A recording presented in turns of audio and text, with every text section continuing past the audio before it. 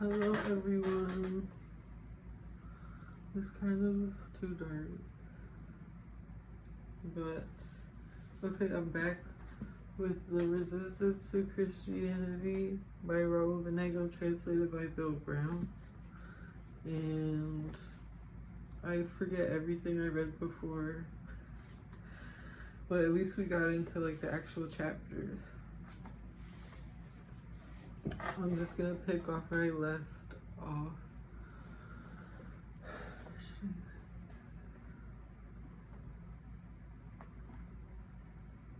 I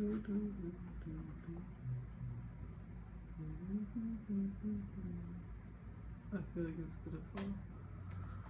That might fall. Okay. Around 550 BCE, the Babylonian Empire could not resist the assault of the Persians. In 536 BCE, Cyrus allowed the Jews to return to their homeland and reconstruct the temple. Only the poorest returned to Palestine. Many exiles enriched themselves in Assyria and Babylon as merchants, entrepreneurs, and bankers. In Nippur, the Murashu Bank offered a perfect example of the successful Jew. These Jews felt themselves to be among their co-religionists, now regrouped in little communities. Thus began the Pacific phenomenon of expansion, a mix of forcible exile and voluntary emigration that the Greeks would give the name diaspora. The particularity of the diaspora resided in its founding Jewish trading posts that constituted so many enclaves of monotheistic Judaism in Goyish territory.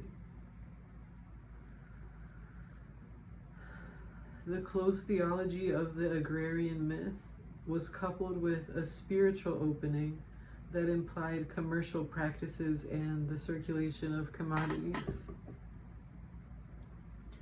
Established within a polytheistic environment, the synagogue represented the Temple of Jerusalem, but was disentangled from the sacerdotal despotism of the Sadducees and was consequently more receptive to religious innovations. It was the site of the confrontation between the Pharisee party and the diverse Esseno-Christian tendencies in the first century. The end of exile did not involve the re-establishment of a monarchy. Under the control of the Persians, the Jewish state was transformed into a theocracy.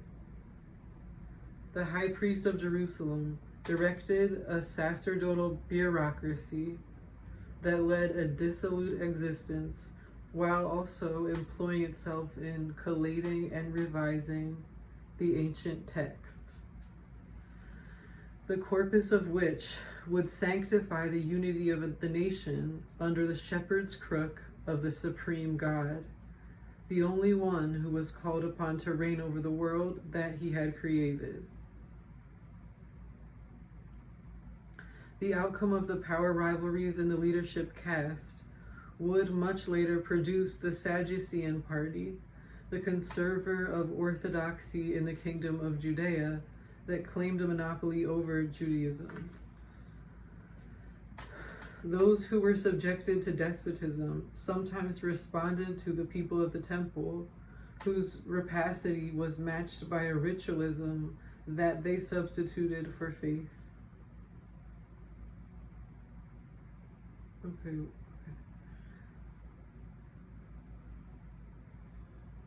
With indifference and passivity,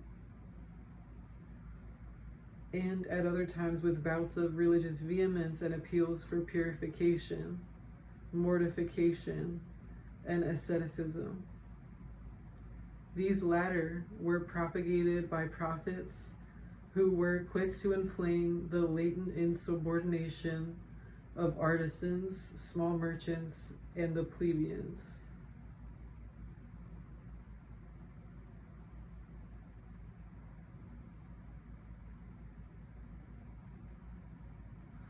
Through revelation, or apocalypses, quote unquote apocalypses, as the Greeks called them,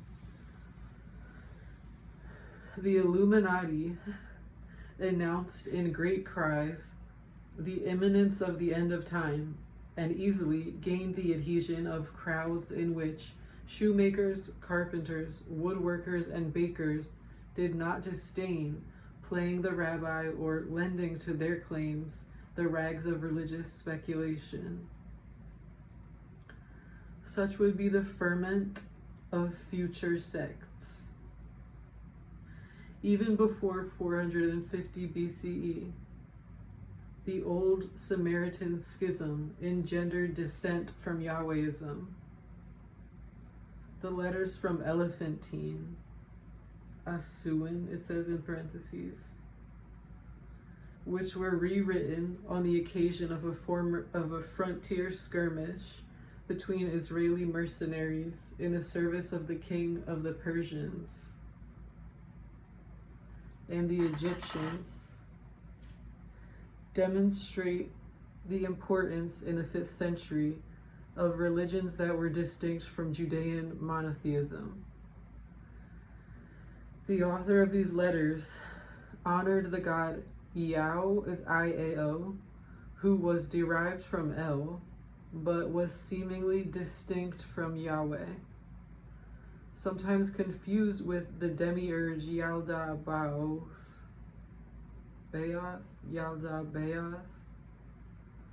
Yao would be invoked much later by many Gnostic sects, including the Sethians. His name would frequently be mentioned in magical conjurations, charm rituals, execration slabs, and talismanic stones called abraxas.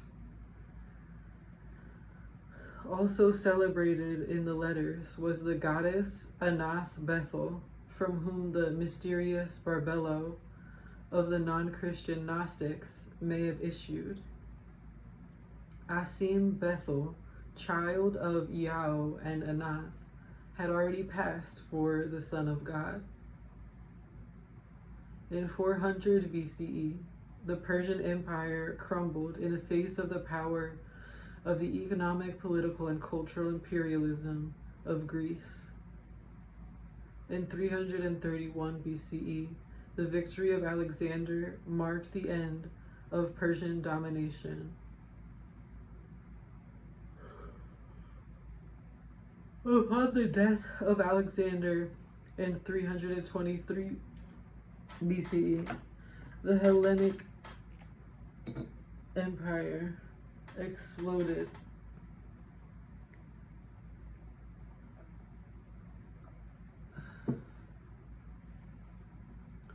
Egypt passed into the hands of Ptolemy, and Syria and Palestine became part of the Seleucid Empire.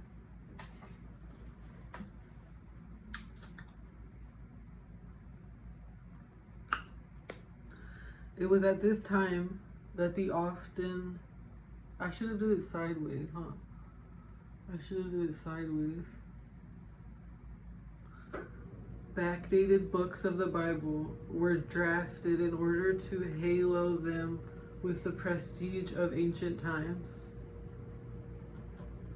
It was at this time that the often backdated books of the Bible were drafted in order to halo them with the prestige of ancient times.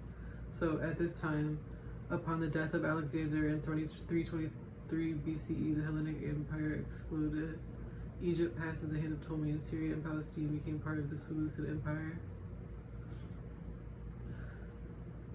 The Catholic Church would likewise move back the dates of its canonical Gospels, and for identical reasons.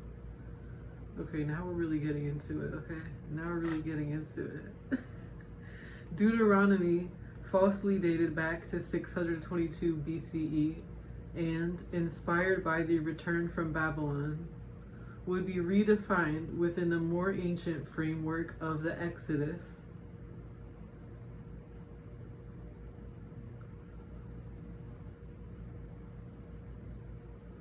In order to accentuate, to update, as it were, the role of Moses.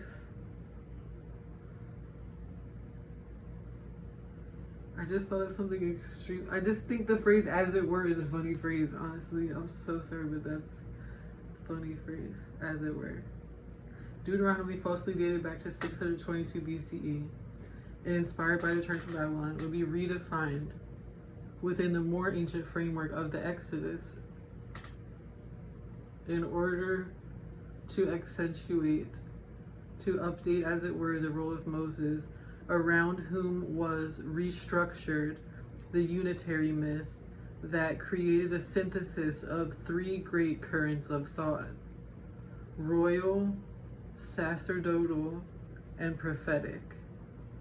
Should I be looking at the, do you guys want me to do that? Comment if you like when I read the footnotes. But also comment if you don't want me to read the footnotes. Just please let me know your opinion on the footnotes. It's just those two, the most, wait, no. Let me see. Okay, so this was a footnote for, I skipped after they said the part about the letters from Elephantine. In the 1990s, the hostility, sometimes sly, sometimes openly declared, of the Catholic, Protestant, and Jewish establishments toward a novelist, who had been condemned to death for impiety by Islamic fanaticism, speaks volumes about the democratic sincerity and spirit of tolerance allegedly possessed by these diverse sectarians of the quote-unquote true God, who are quite fortunately deprived of the aid of state terrorism. Translator's note. Note that in August 2022, when this translation of Vaneigem's book was being prepared for publication, Salman Rushdie, the author of the Satanic Verses, was attacked and seriously injured at a public event in Western New York. Okay. And then the part I just read about how Deuteronomy was falsely dated and made to unite the royal, sacerdotal, and prophetic currents around Moses. This numbering of the centuries is an arbitrary system that accredits an alleged Messiah and thus still recalls the extravagant appropriation of time by the church. Okay. I'll edit that out in post. The book of Ezekiel, which had been projected back to between 586 and 536 BCE, presented its heroes as if they were prophets and priests, even though the sacerdotal function did not exist at that time.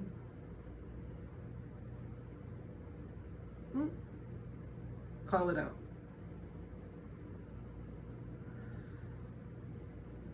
The priests described were identical to the sons of Zadok. Okay, this is going to come up again and again, so take notes. He talks about them a lot. The sons of Zadok, Sadok, a sect founded around 300 BCE.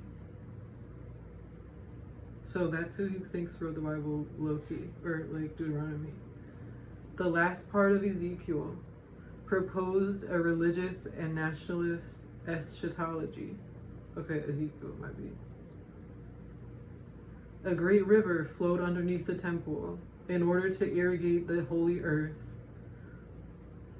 while the final struggle against Gog, the enemy of Israel, whom Torah identifies with Alexander.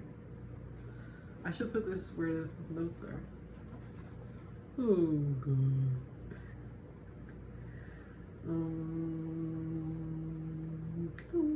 What the freak?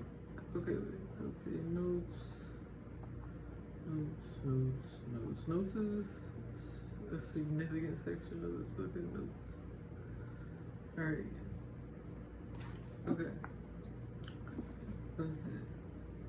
No, wait, this is... I think I was doing the wrong thing for the last thing, I think. The thing, I feel like the notes I just read you were wrong, and I don't know where they were from, but they felt like they were related. No, they felt like they were not related, okay? We were both so confused, me and you. We were like, what the freak does that have to do with anything? Because I was reading you the wrong notes. All the notes that, like, I was supposed, like, it was just citing sources. And that's what, like, this one's also doing.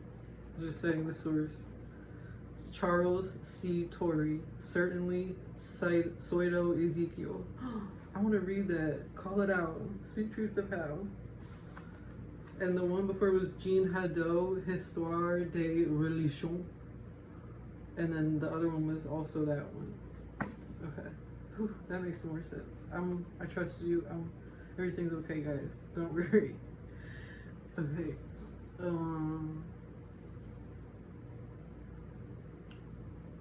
Okay. The last part of Ezekiel proposed a religious and nationalist eschatology. A great river flowed underneath the temple in order to irrigate the holy earth.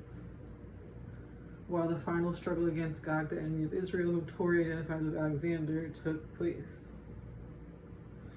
In its first 9 chapters, the book of Proverbs betrays a Hellenic influence. Several aspects recall a book of Egyptian wisdom called the Wisdom of Amenemope.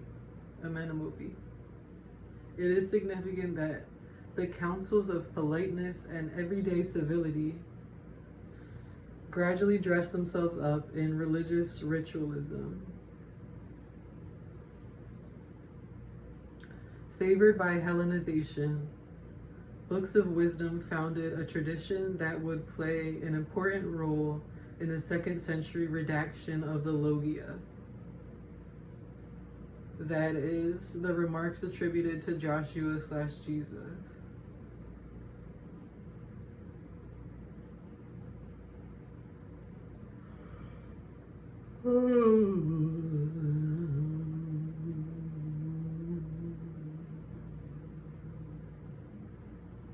Through perpetual rewriting, the corpus of the sacred books, with the Greek plural noun biblia, ending up in the singular noun Bible,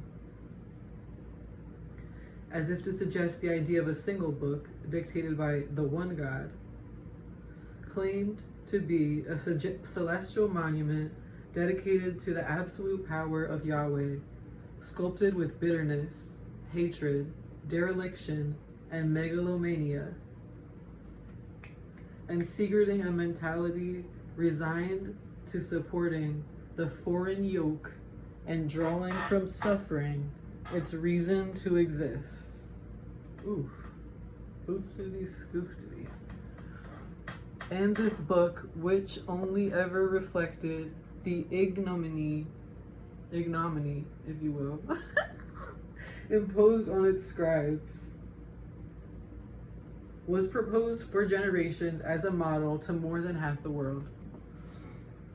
The Sadducees would credit the epic hero Moses with having prescribed in all their details the rites, costumes, habits, and objects of the cult around which the priests moved, and therefore with instilling the omnipresence of God in the prevailing routine of gestures and comportments.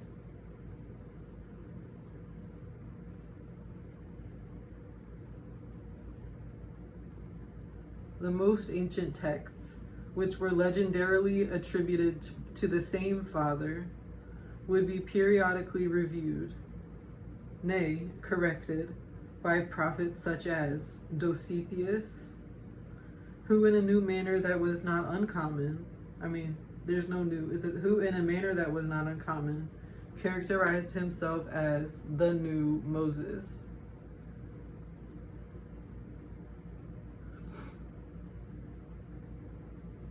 Also backdated, the text known under the name of Isaiah contains a part titled The Songs of Yahweh's Servant, chapters 50 to 53.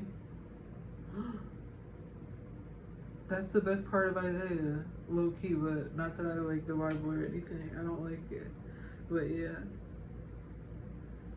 That's actually crazy. The theme of which inaugurated the legend of the suffering Messiah. That's where yeah, exactly. The servant, a man resolved to sacrifice himself and die for the salvation of the nations, was scorned and misunderstood. That he was. He was despised and rejected of men, a man of sorrows and acquainted with grief.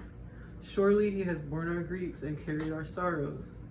Man of sorrows, but he was pierced for our transgressions, he was crushed for our iniquities. Upon him was the chastisement that brought us peace, and with his wounds we were healed. All we like sheep. Isn't that all we like sheep?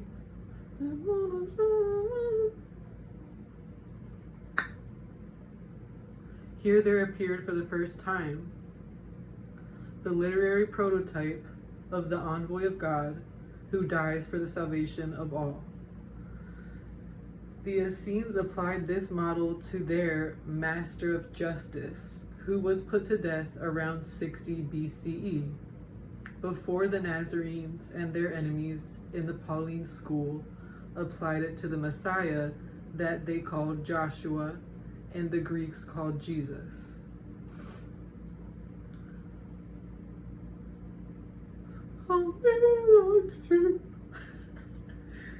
Encouraging Samaria's refusal of obedience to Judea, the Greek occupation allowed the Samaritans to erect in the region near Abel and Gerizim a temple distinct from the one in Jerusalem.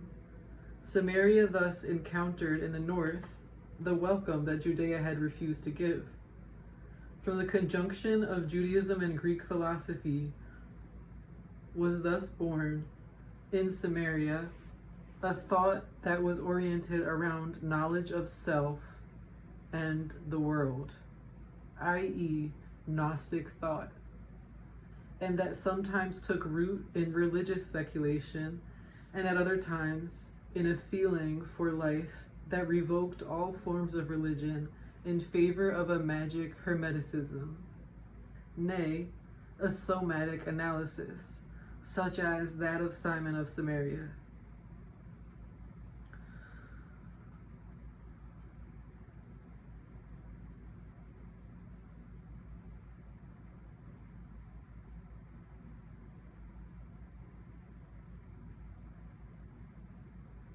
Okay.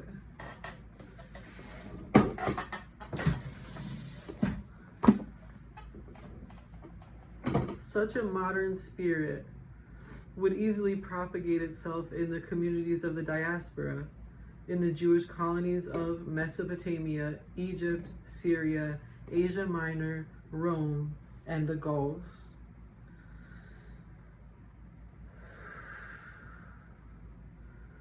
From the Samaritan schism derived the sects that put forth different conceptions of Judaism. The Sadducees, the Pharisees, and the Esseno-Baptists, who, through the Nazarene and Ebionite groups, would form the original Christianity. The Samaritans recognized as sacred texts only the Pentateuch and the book by Joshua, who under the name of Jesus had a certain future. These texts and the manuscripts discovered at Qumran, that can't be right, present similarities that accredit the close relations between the Samaritans and the Essenes. They differ from the Masoretic texts, which were exegetical enterprises on the sacred books written by Masoretes or Jewish theologians. From 300 to around 165 BCE, the Hellenization of Palestine impregnated religious literature, with a thought that was radically foreign to the Jewish mentality.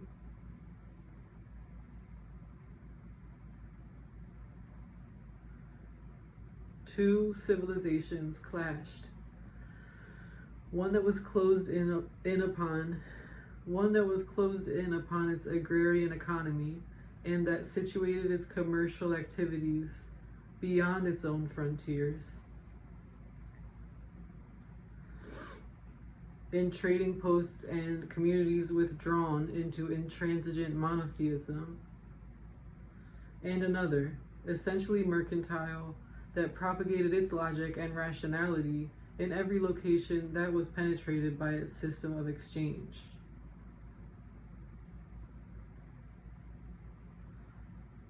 Nothing is more antagonistic than the relationship between the mythic, analogical, and ahistorical spirit of the Jews and the Greek logos, the latter comprising the linear time of the historians, the usage of syllogism, analysis, and synthesis, and a reality in which the gods derive their splendor from the capricious facets of destiny. The Indo-European structure of the Greek language very imperfectly rendered Hebraic idioms.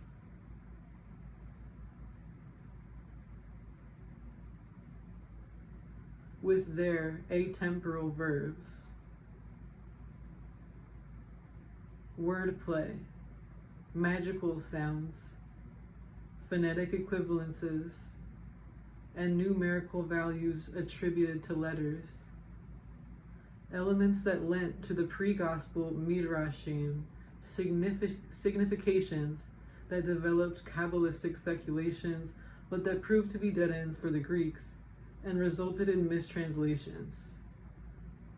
Open parenthesis, open quote, midrash, Jewish or Samaritan exegesis, term term derived from the Hebrew drs, to seek, to search.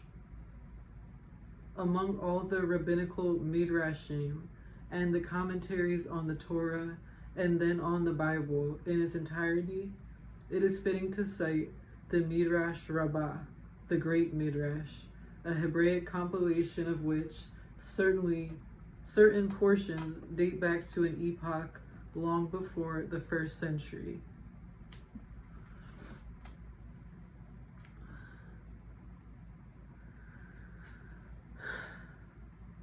End quote, end parenthesis.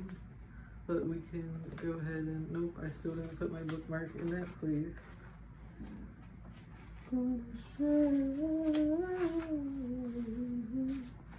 Okay.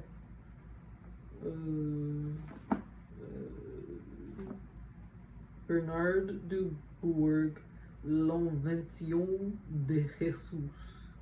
No, Jesus. Well, anyway, you get the idea.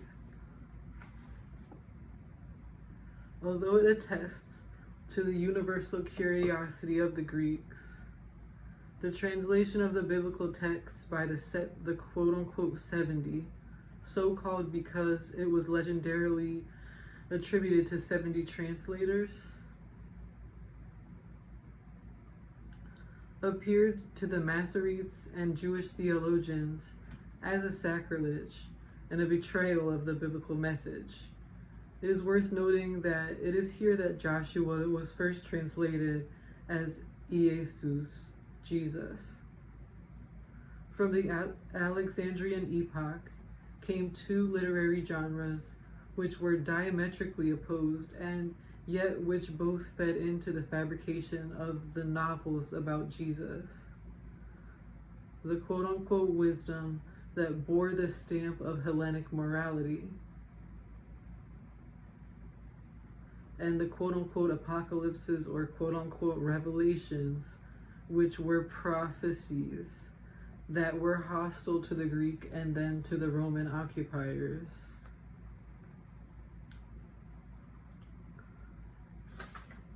And which were rooted in the Hebraic myth of an all-powerful God for whom punishment were the wages of love, punishments were the wages of love and redemption.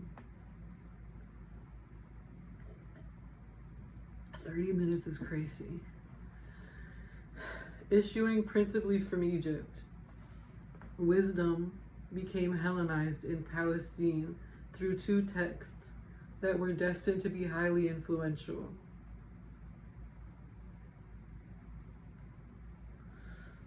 The first was the wisdom of Ben Sirah,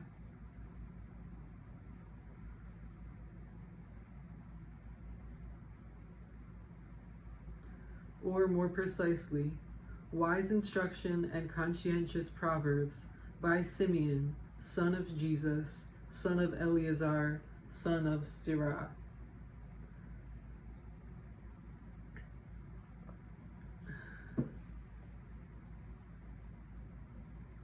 Although the Pharisees excluded it from their canon, the Talmud cites it close to 80 times. It became one of the Catholics' preferred books under the title that was imposed on it around 250 CE by Cyprian, the Bishop of Carthage, the Ecclesiasticus Liber, also known as the Ecclesiasticus. Not to be confused with the Kohelet, he who speaks in the assemblies, which the Catholics called Ecclesiastes. In Greek, assembly is ecclesia, the church, and which is a text from the 4th century BCE that communicated what were then unusable banalities about the bitter destiny of man and the ignominy of woman. Okay. The epistle falsely attributed to Jacob borrows from it a great number of expressions, as do the logia attributed to Jesus, in which Simeon, who became called Simon Peter, appears.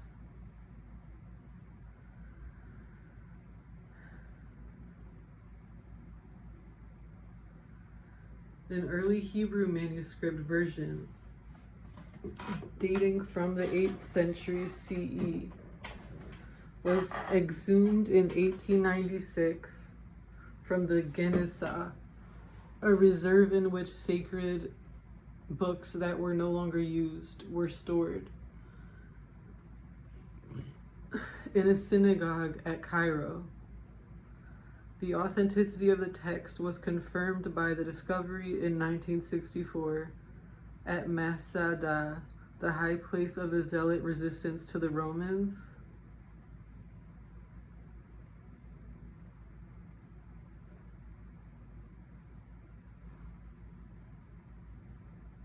of a scroll that contained important fragments in the original Hebraic versions.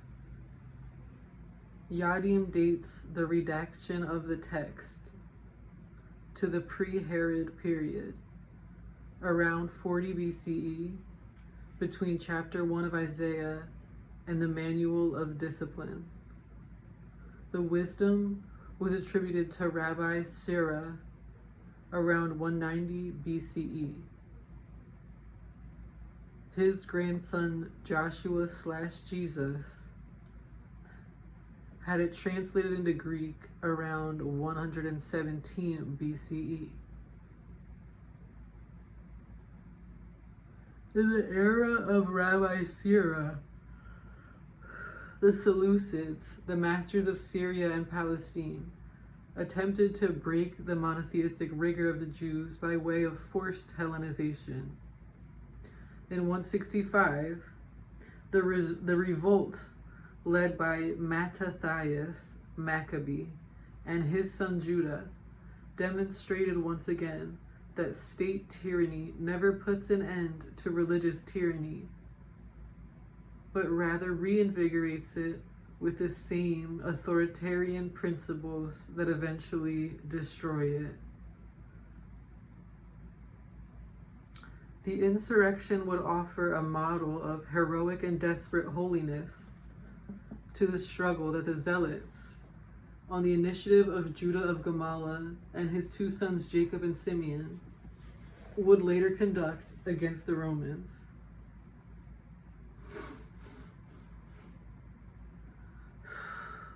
By prohibiting the practice of worship in the temple, the Seleucid king, Antiochus IV Epiphanes, who lived from 215 to 163 BCE, succeeded in convincing the Jews of the vanity of terrestrial empires and of the much greater interest of a celestial kingdom, the imminence of which had been proclaimed by prophetic agitation.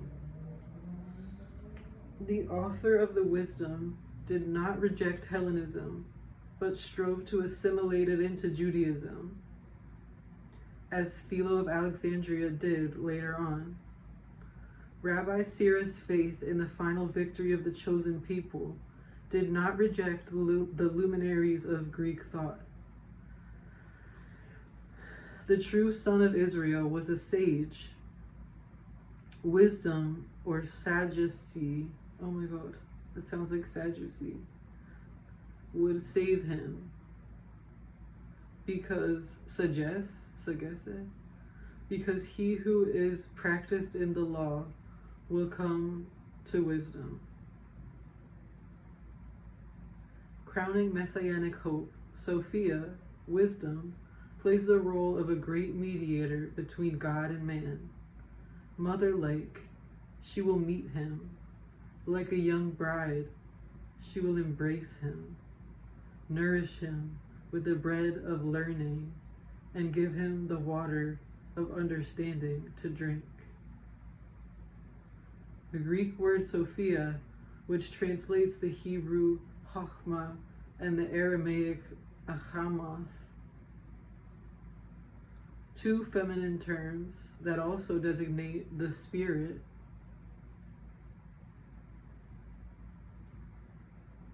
assumed a considerable importance in the Esseno-Christian Gnosticisms and the hedonistic currents in which figured, under a great variety of names and forms, that which brings salvation to men.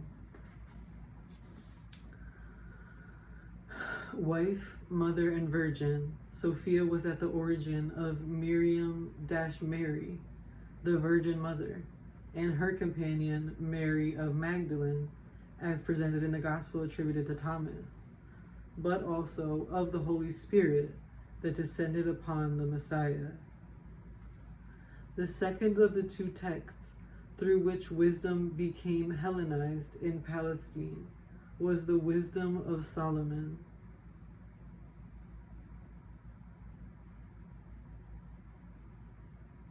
Drafted around 50 BCE, which allied with Judeo-Greek thought a magical conception that would appear in the Hermetic current and would become very popular, in particular in Alexandria.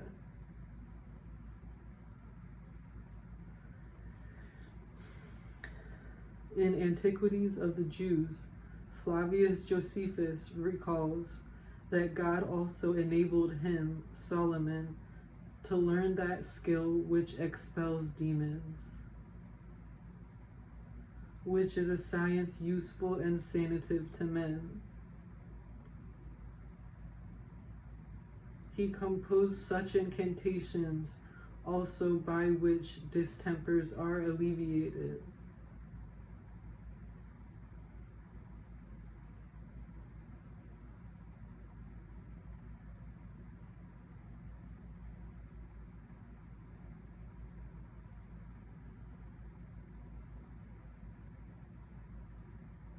And he left behind him the manner of using exorcisms by which they drive away demons so that they never return. An extract from the Wisdom attributes to Solomon knowledge of the violences of winds and the thoughts of men, the diversities of plants, and the virtues of roots.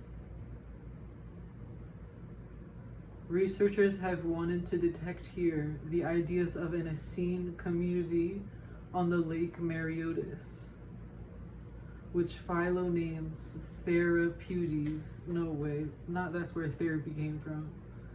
And it is true that Judeo-Greek magic is not absent from the texts found at Qumran.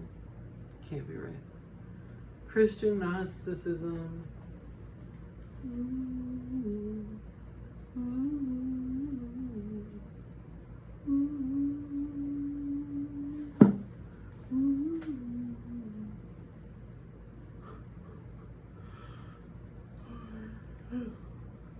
Christian Gnosticism of the 1st and 2nd centuries included thaumaturgical groups from which diverse evangelic novels concerning Jesus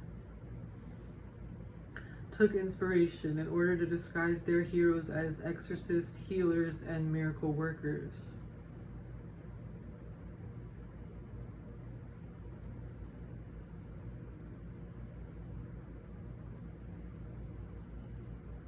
Rejected by the Pharisee Synod of 80 to 90, the Wisdom of Solomon would later enter the Catholic canon.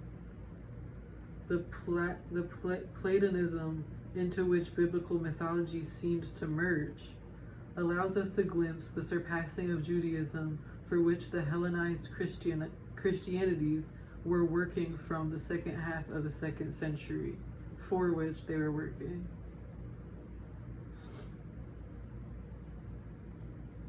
Is the Wisdom of Solomon a book of the Bible? I don't fucking remember.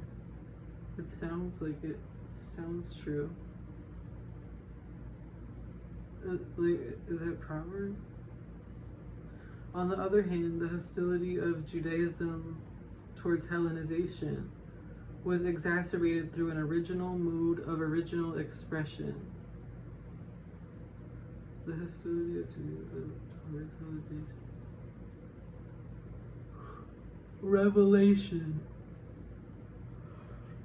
which was better known under its Greek form apocalypse, a term that much later assumed the meaning of universal catastrophe.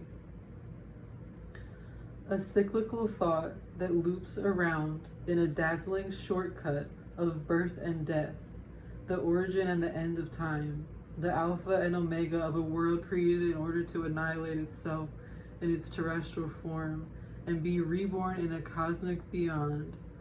Apocalypse drains away in a sudden rage the multiple reasons for putting an end to an existence that is condemned to tragedy.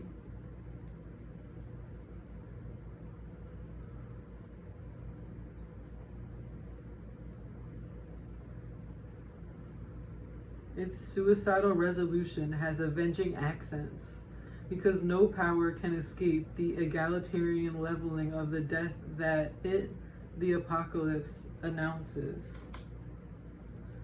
Over the centuries, the oppressed human creature discovered in apocalypse a panacea for the maledictions of injustice. The end of the centuries that founds the hope for the great night and the days after it that sing.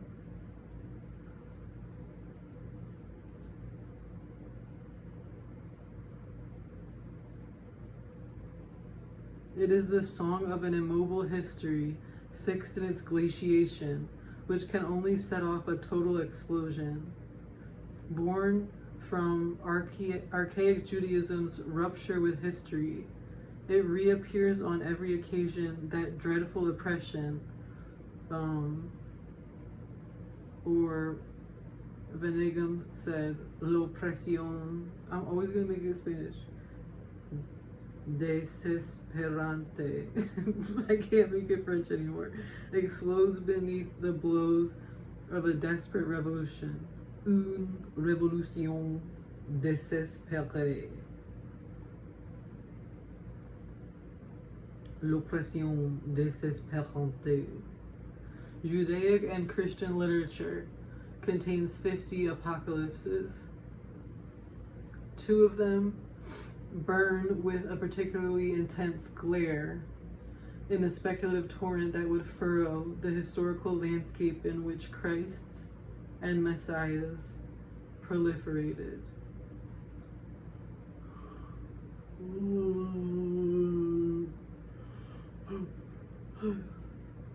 Attributed to the legendary patriarch Enoch, the parables contain an apocalypse whose influence marked the myth of Jesus that circulated among the Christians.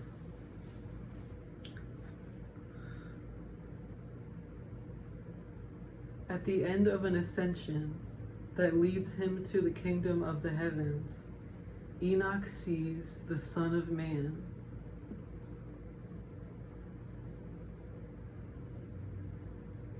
That is to say, Adam, and discovers his true nature. The Son of Man collaborated in the creation of the world as an integral part of Yahweh. He then sits at his right hand, and at the end of time, which is imminent, he returns to earth to deliver mankind from its pitiful condition. The apocalypse attributed to Daniel reflects the struggle of religious Jews against the political Hellenization of Antiochus IV Epiphanes. Through an artifice that reveals less a deliberate lie than a cyclical vision of history, this work claimed to be from an earlier epoch and thus to have foreseen the future.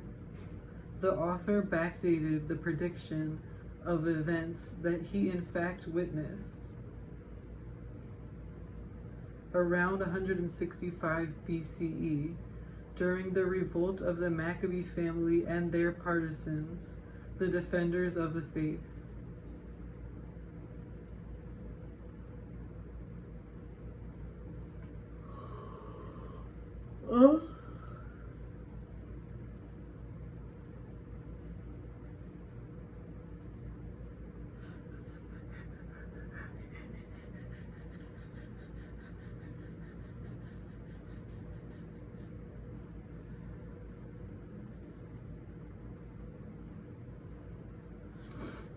Obeying a mythic logic, and also conforming to the structure of Hebrew, which hardly accords with the rationality of the Greek language, which fails to render it.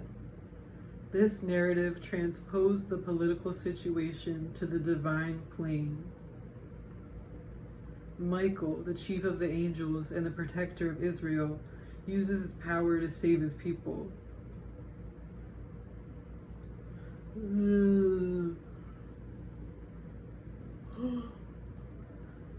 The visionary prophesied the ruin of 4 great oppressive empires: the Babylonian, the Assyrian, the Persian, and the Greek. The effective disappearance of the first 3 in 165 BCE of course augured the ruin of the 4th and revived the ardor of the combatants by demonstrating that God would never surrender his people to an impious domination.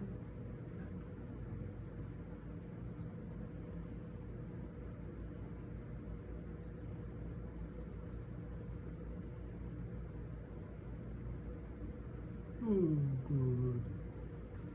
I'm tired. Okay, we're almost done.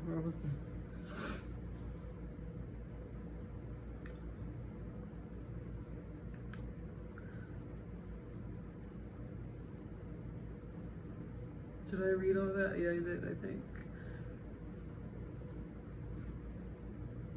The fact that the crushing of the Jewish insurgents once again threw a bitter shadow on the antiphony, the time is near for his power and his justice to restore Israel to its glory, did not exhaust the source of a type of inspiration that was stimulated rather than discouraged by failure. The last Jewish apocalypse would also, in its zealously Christianized form, be the only one that was retained by the Catholic canon, despite those that flourished up to the 6th century. The original Jew, now lost, no doubt stigmatized the Roman politics of Tiberius, who from the year 19 CE encouraged the pogroms in Rome and prohibited the Jewish religion in Italy.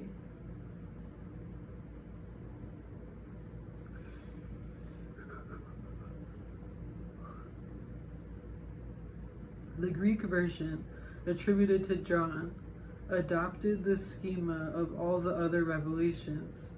Evil has disturbed the divine order. Order must be restored so that the kingdom of the heavens and the saints can be propagated on earth. The unleashing of calamities sounds the announced hour of the days of the Savior, the extermination of the wicked, and the glory of Jerusalem. The era of prosperity, peace, and heavenly happiness will coincide with the triumph of the communities, the Essene churches.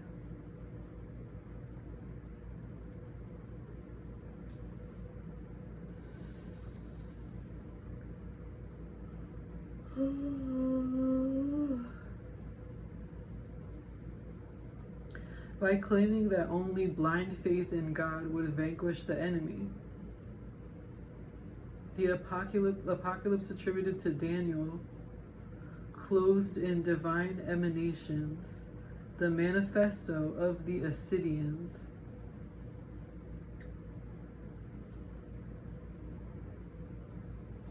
the fanatical observers of Mosaic law, and the shock troops of the Maccabean insurrection. Along the same lines, the apocalypse later attributed to John resounds with echoes of the Zealot program. Perhaps the rage to destroy Rome was not unrelated to the fire of 64 CE, which has been so unreasonably imputed to Nero.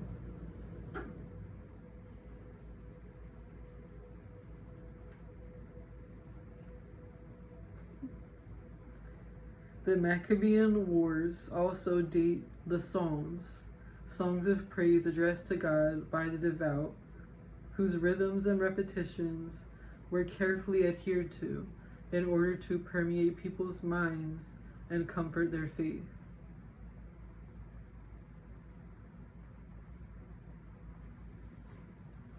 That's the end of the first chapter. Oh no. The next chapter is called Diaspora and Anti-Semitism.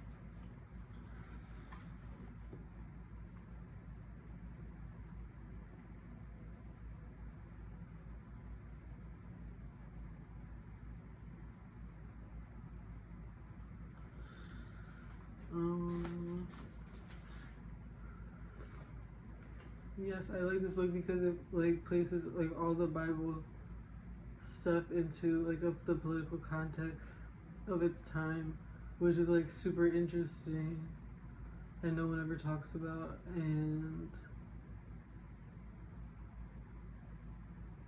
helps to like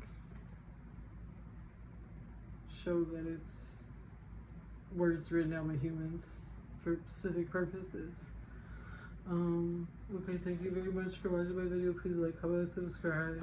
I'm sorry that this isn't ASMR, but maybe you can fall asleep to it, and I'll try to continue to make videos.